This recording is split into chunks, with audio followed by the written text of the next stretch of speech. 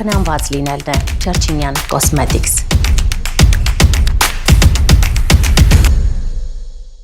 Բարև հարգելի հեռուստադիտող, դուք դիտում եք Medinform հաղորդաշարը։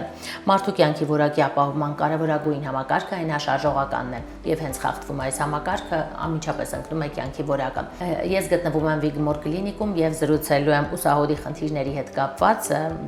օրթոպեդ վնասվածքաբան Հայկ Աղամալյանի հետ։ Բարև բժիշկ։ Եվ այսպես բժիշկ կցանկանայի խոսենք ուսահոդի խնդիրներից, թե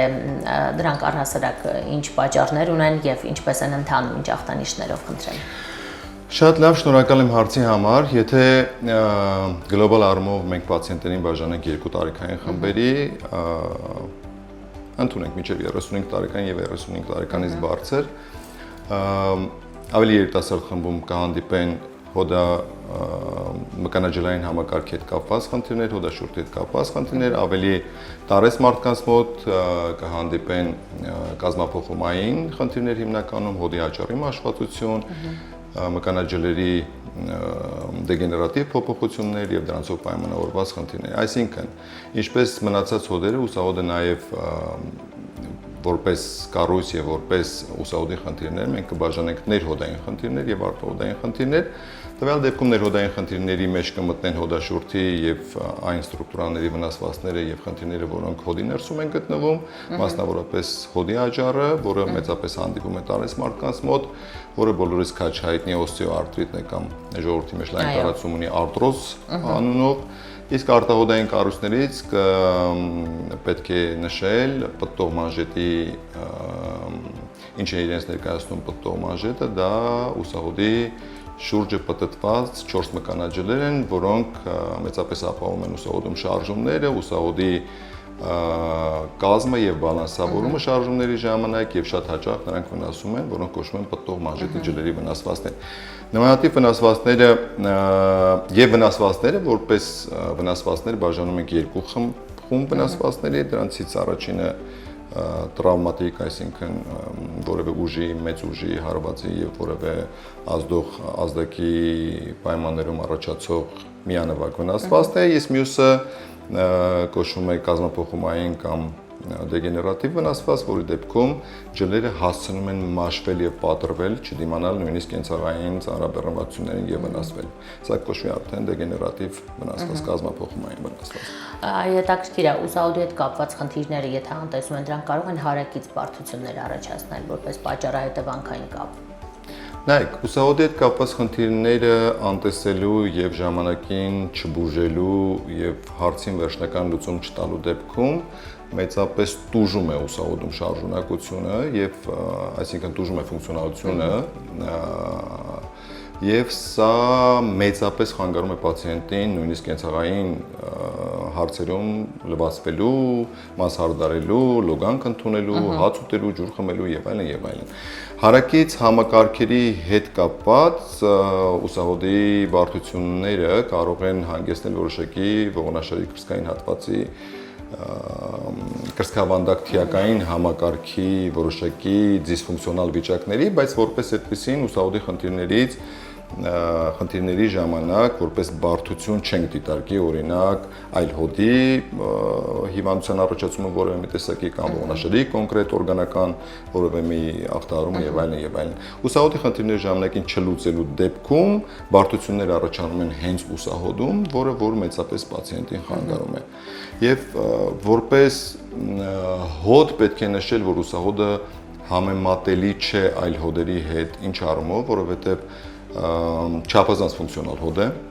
կատարում է լայնածավալ շարժումներ, ուսահոդին բնորոշ են այնպիսի շարժումներ, որոնք բնորոշ չեն ոչ մի հոդի, եւ հոդերի մեջ ինքը էվոլյուցիոն, այսպես ասած, գլուխգործոց է, չեմ ախեն այս բառը ասել։ Ինչ առումով։ Որտեւ ինքը ուսահոդը կատարում է բազմազան շարժումներ, լայնածավալ, մեծ ծավալի շարժումների եւ բոլոր հարթությունների մեջ շարժումներ, նույնիսկ կատարում է ուսահոդում տեղի ունենում այնպիսի շարժումներ, որը բնորոշ չի ընդհանրապես օրգանիզմում որևէ այլ հոդի։ Հետաքրքիր բժիշկ, մինչ այս խնդրի մասին խոսելը երբևէ չէի կենտրոնացել փաստի վրա, որ օրինակ մարզվելիս մենք կարող ենք վնասել ուսահոդը։ Սակայն երբ հաշվի ես առնում, թե ինչ հետևանքներ կարող է ունենալ կտրուկ շարժումները եւ այլն, արդեն հասկանում ես թե որքան զգույշ պետք է լինել։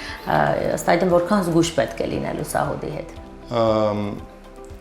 Եթե մենք խոսում ենք մարզման մասին, ապա պետք է զգույշ լինել բոլոր հոդերի հետ կապված հարցերում եւ բոլոր մկանաջրային համակարգերի հետ կապված հարցերում, բայց մասնավորապես ուսահոդի դեպքում, քանի որ նշեցի, որ ինքը շատ բարդ կառույց է որպես հոդ, նայեք, ուսահոդի, եթե մենք ձեռքը բարձրացնում ենք վեր մեկնարկային դիրքից, ցանկացած ուղղությամբ դառնի դիմացով կողքով եւ այլն, որը կկոչվի էլևացիա, այսինքն վերին վերջույթի վեր բարձրացում ուսահոդի մակարդակով, այս շարժման ժամանակ, վեր բարձրացնելու ժամանակ մասնակցում են 10-ից ավելի մկաններ։ Այսինքն, եթե մենք ընդունենք 0.5 մինչև 170 աշճան ձեռքը բարձրացնելու եւ տարածելու մասին ենք խոսում, ապա մասնակցում են 10-ից ավելի մկաններ։ Չկա այդպիսի հոդ, որ այդպիսի շատ մկանային համակարգ աշխատի որևէ ֆունկցիայի ժամանակ։ Եվ քանի որ ուսահոդը այսպիսի բարդ կառուցվածք ունի, ուստի ուսահոդի վնասվածքներն էլ հաշվի առնելով նրա կառուցվածքային առանձնահատկությունները շատ ավելի հաճախ են հանդիպում։ Այ մարզված մկանները կարող են ավելի երկար ծառայեցնել ուսահոդը, թե դա այստեղ ամենևին կարևոր չէ։ Նայեք, եթե մարզումները կատարում են գրագետ, շատ կարևոր է նախավարժանքանել մկանները, ադապտացնել տվյալ ծանրաբեռնվածությանը, եթե չափազանց բարձր քաշերով մարզիկը չի պարապում կամ որևէ այլ անհատ, որը ուզում է ուղղակի մարզել մկանները, եթե ամեն գրագետ արումբարությունները ճիշտ են արվում եւ մենք ստանում ենք մարզված համակարգ, այո, ինչքան մարզված են հարհոդային մկանները եւ ինչքան տոնուսավորված են, այնքան պաշտպանված է տվյալ հոդը։ Ինչքան թույլ են, այնքան ավելի խոցելի է տվյալ հոդը, բայց անկանոն մարզումների եւ ոչ ճիշտ ծանրաբեռնվածության հետևանքով կարող են մարզումների ընթացքում վնասվել եւ ջլերը եւ մկանները եւ նույնիսկ հոդի աճառը։ Դրա համար շատ կարեւոր է ճիշտ մարզվելը։ Այո։ Եվ մկանների ճիշտ որակ ձեռք բերելը։ Ես կցանկանայի շարունակենք պատճառներից խոսել այ արթրիտներ, արթրոզներ, սրանք հիմնականում տարածված պատճառներից են, որոնք են այլ տարածված պատճառներ ուսահոդի խնդիրների դեպքում։ Ավելի շատ տարածված են մկանաջլային վնասվածքները եւ տրավմատիկ ծագման եւ դեգեներատիվ ծագման, ինչպես նշեցի, դեգեներատիվ ծագման վնասվածքները ավելի բնորոշ են տարեց մարդկանց, բայց ուշագրավ է այն փաստը, որ բազմաթիվ պացիենտներ ունենալով նմանատիպ վնասվածքներ չեն դիմում բժշկի, որովհետեւ ցավային սիմպտոմատիկան այդքան ակնհայտ եւ արտահայտված չի լինում եւ այս ժամանակահատվածը բաց թողելով ունենում ենք ուղղակի բաց թողում եւ ժամանակի ընթացքում ավելի մեծ բարդությունով ընդունենք վնասվածքի չափը ավելի մեծանում է եւ պացիենտը դիմում է ավելի ուշ եւ այստեղ եթե այնպիսի վնասվածք է լինում, որը ժամանակին կարելի է բուժել կոնսերվատիվ, այսինքն ոչ վիրատական եղանակով, ապա ավելի մեծ վնասվածքների դեպքում եւ բարձունների ձեռքբերման դեպքում հարցը հասնում է վիրահատական բուժման։ Տարեց մարդկանց մոտ հիմնականում տարածված են ջլերի վնասվածքները, դեգեներատիվ պաթոմաժետի ջլերի վնասվածքներ եւ հոդի մաշվածությունները։ Այո, բժիշկ, ես կցանկանայի նկարագրեի ախտանշանները, ինչու, որովհետև շատ հաճախ մարդիկ ցավի սինդրոմը եւ այլն իհարկե հզոր ազդակ է, բայց կան ախտանշաններ, որոնք ասես խապկանք կարող են առաջացնել եւ թվա թե դա հենց ուսահոդի խնդիր է, սակայն իրականում ենթադրենք լինի օստեոխոնդրոզի խնդիր։ Այն ախտանշաններով է առանձնանում ուսահոդի խնդիրը։ Շատ լավ։ Ուսահոդի գրեթե բոլոր խնդիրների ժամանակ լինում է ցավ։ Ցավ, որը տեղայնացված է լինում ուսահոդում։ Կարող է ուսահոդի սահմաններից մի քիչ տարածվել դեպի հետ, մի քիչ դեպի վեր, մի քիչ դեպի ներքև, բայց դեպի մատեր կամ ավելի ներքև, բայց դեպի արմնկային հոդ, դեպի մատեր, այսինքն ավելի ծայրամասային, ցավը ավելի ծայրամասային տարածում չի ունենում, եւ եթե մենք զննում ենք պացիենտին եւ եթե պացիենտը գանգատում է ցավից, ապա պետք է ցավի բնույթը պարզել, դա շատ կարևոր փաստ է, որտեվ ողնաշերի գոտկային ներողություն, ողնաշերի պարանոցային հատվածի խնդիրների ժամանակ կարող է լինել իրիտացիոն ցավ, այսինքն այնտեղ նյարդարմատի սեղման կամ գրգռման հետևանքով ցավը տարածվի դեպի վերին վերջույթի ծայրամաս, այսինքն դա կարող է տարածվել եւ ուսահոդի շրջան եւ արմնկային հոդի շրջան ընդհանուր միջև մատերի ծայր։ Բացի դա, այդ ցավը կարող է լինել սուր, ծակող, արագ սկսվող, արագ անցնող բնույթի եւ նաեւ կարող է պացիենտը գանգատվել մատերի թմրածությունից, ունենալ տաքի, սառի զգացողություններ վերին վերջույթի տարբեր զոնաներում, որը ավելի բնորոշ է կենտրոնական ծակման, այսինքն որ ավելի բնորոշ է ողնաշերպանոցային հատվածի խնդիրներին, իսկ ուսահոդի ցավերը հիմնականում տարածված են լինում, լոկալիզացված են լինում ուսահոդում եւ հիմնականում արտահայտում են, ավելի արտահայտում են ինչ-որ շարժման ժամանակ։ Եթե մենք օրինակ գործ ունենք որևէ մկանի կամ ջրի վնասվածքի ժամանակ առաջացած ցավի հետ, այս դեպքում պացիենտը նշում է, որ օրինակ X գործողության ժամանակ ցավը ավելի սաստիկ է դառնում, ավելի ինտենսիվ է դառնում եւ բնականաբար այս ամենը հայտնաբերում են կլինիկական տեստերով եւ նաեւ գործիքային հետազոտությունների միջոցով։ Եվ որpեսզի մենք շեշտադրում կատարենք պարանոցի կամ նյարդային կամ այլ ծակման ցավի վրա, ապա մենք պետք է պարտադիր կերպով հերքենք ուսահոդի օրգանական ախտաբանությունը։ Այո, հետաքրքիր է։ Իսկ առհասարակ ուսահոդի խնդիրների դեպքում ամենակարճ եւ ուղիղ հետազոտման մեթոդը որն է համարում, որն է հեշտ պատկերը տալիս։ Ինչպես բոլոր հոդերի եւ հենաշարժական համակարգի այլ սեգմենտների ոսկրային պատկերը հայտնաբերելու համար անփոխարինելի հետազոտություն հանդիսանում է ռենտգեն հետազոտությունը, այնպես էլ ուսահոդը կազմավորող ոսկրային համակարգերի համար ռենտգենը որպես առաջնային հետազոտություն, որոշ դեպքերում սոնոգրաֆիկ հետազոտությամբ կարող ենք պարզել մկանների, ջլերի վնասվածքներ, բայց ավելի խորը հետազոտությունների համար օգտագործում է MRT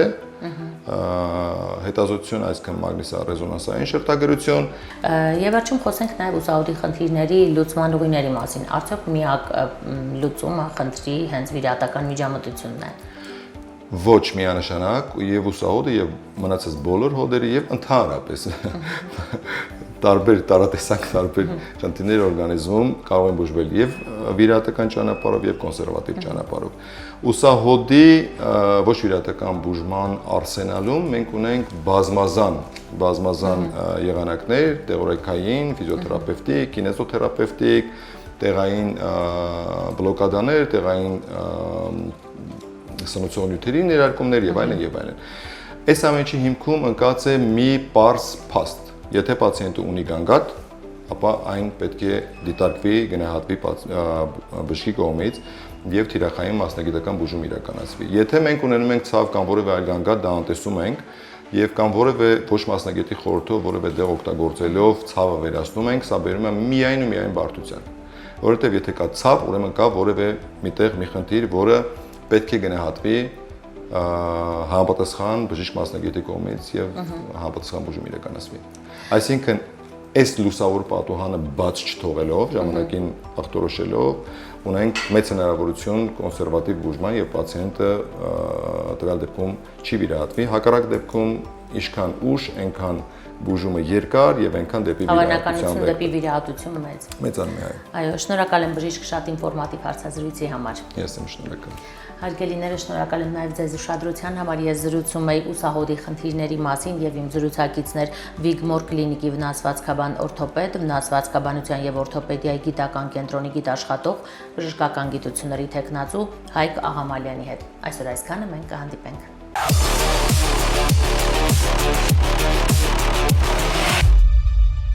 Ֆիլմ ջրեն, ջուր խմելու ժամանակն է։ Ողջույն առողջ սպորտի էջի բոլոր սիրահարներին, ես ինչպես միշտ գտնվում եմ Hill սպորտային համալիրում եւ այսօր եկել եմ ձեզ մարզիչի օգնությամբ ցույց տալու ուսերը մարզելու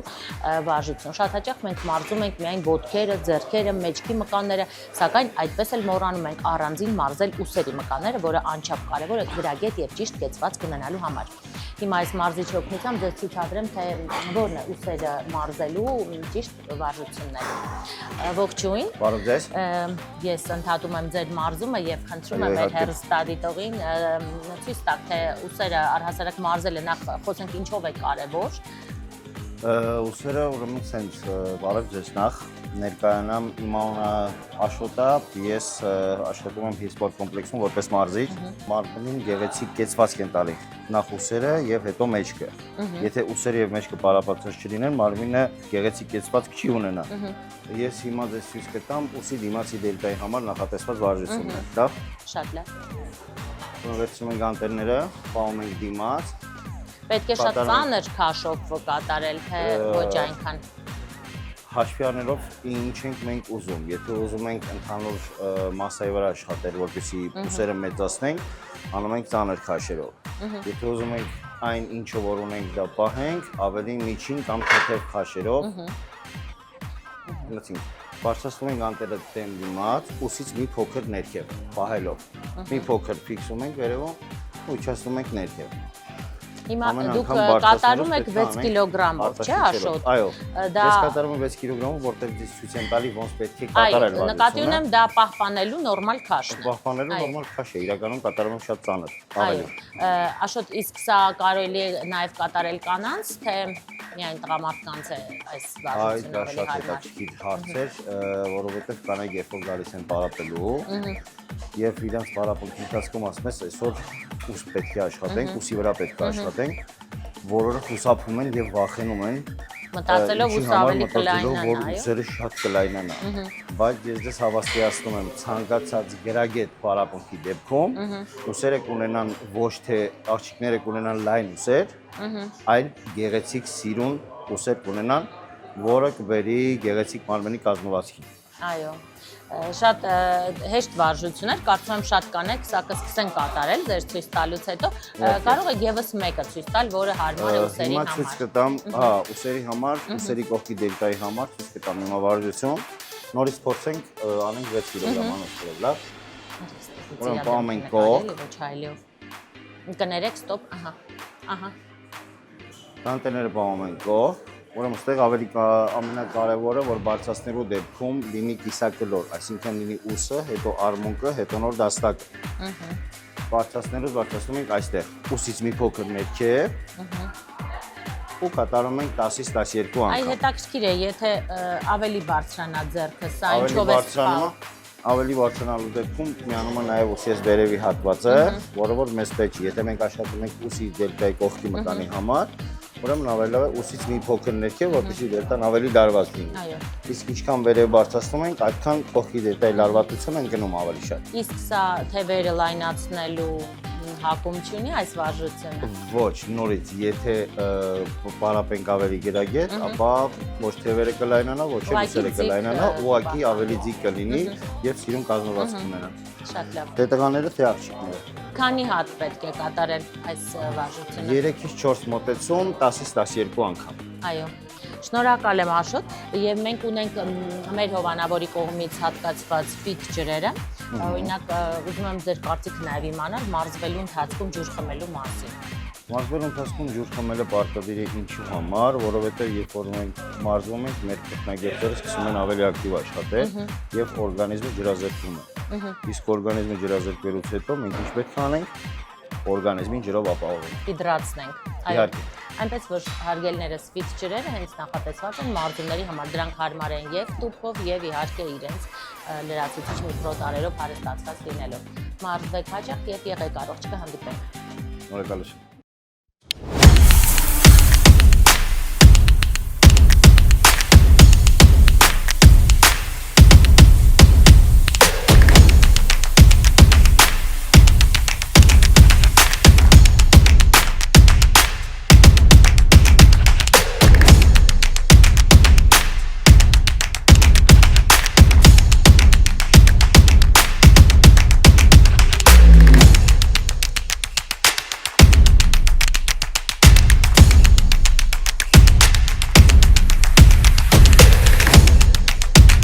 Կարևորը խնամված լինելն է։ Չերչինյան Cosmetics